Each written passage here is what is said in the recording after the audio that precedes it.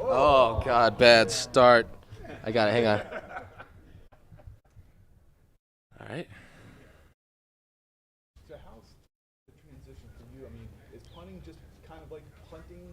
Does it much change from going from college to the NFL? Yeah, it hasn't changed much at all. I think this transition's been pretty easy. I feel like nothing's really changed besides I have a lot of good coaches now. Not that my coaches in college weren't great, but they didn't know how to coach punting. It was more like a scheme aspect. Yeah, cover that real quick. What's it like with Sam? I mean, obviously, last how he was here doing that role. His first year coaching. What's that relationship developed? Sam's a genius on the field. He really knows what he's doing, and the one big thing I want to say is, like, me and Sam are very different punters, and every day I'm out there, let's say I make a mistake or I consistently make a mistake that he wouldn't have made, he never once says, oh, well, if I was out there, I would be doing this. He's always like, hey, Jordan, this is what you did. Let's fix it next time. Like, he's not trying to turn me into him, which is unbelievable. And how good of a coach he is after playing for 16 years is remarkable. That being said, one of his calling cards over the years was how many different punts he had at kind of his disposal. Are there any that you picked up, or are you just kind of trying to perfect the ones that you've kind of always done in your career? Great question. I'm glad you asked. He had several punts, and I've been working on a bunch individually, and I'm starting to pick up on a lot of them. And going into the season, Randy and I chalked it up. I think we're going to have about 16 punts we can use in different situations, so that's going to be pretty cool.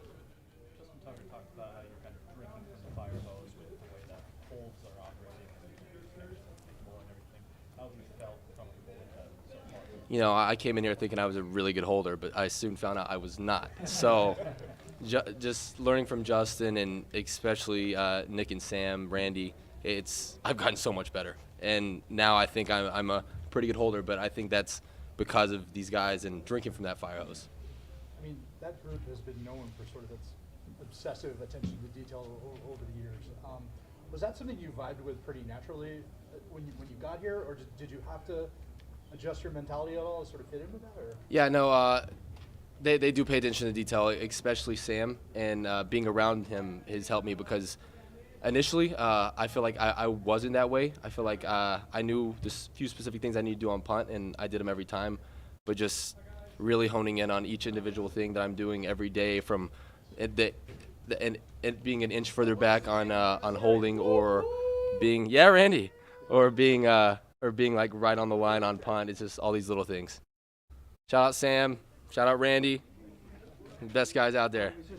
Are you envious of a nickname like Punt God, and is this kind of a rock star punter class coming into the NFL now? Does that seem surprising? Yeah, I would say there absolutely is a rock star punt class coming in, and Jake Camarda, the Punt God, me, and several more guys coming in the league this year are very talented, and it's going to be great competing this season. Jordan, I think John told a story with the Sirius XM folks about you guys putting together like a reel of stuff that you recorded from the GoPro. The GoPro camera. Yeah. And showed it to him. I guess, what did you learn from that, and maybe what was the kind of stuff that you showed him that maybe he hadn't seen? Yeah, well, we talked about paying attention to detail, and like that's how we're doing it. We're honing everything down to the minuscule point to where, like, we looked at my fingers on my holes, and we noticed that they're like an inch off and just like slightly back, and they should be up, like little things like that, and that's why we're going to be great. How many punts did you have last season at Penn State? Oh, that's a good question. Roughly 56. Randy, how many? Well, I mean, at your disposal, like in your bag of. Oh, how many punts? Not as many as I do now, that's for sure. So everybody knows about the strength of your leg, but you had a couple punts Saturday, placed it really down well the goal line, also the directional punt you had. You feel like there's a lot of ceiling there to even go further with, placing the ball and also, directional punt? I'm absolutely always trying to get better. I'm nowhere close to where I'm going to be in the future, and I think with the guys I have here at my disposal, my coaching, that each and every day I'm getting better, and I'm excited to see where I'm going to be at the end of the year. Just how much confidence do you feel like you're punting with right now? A lot.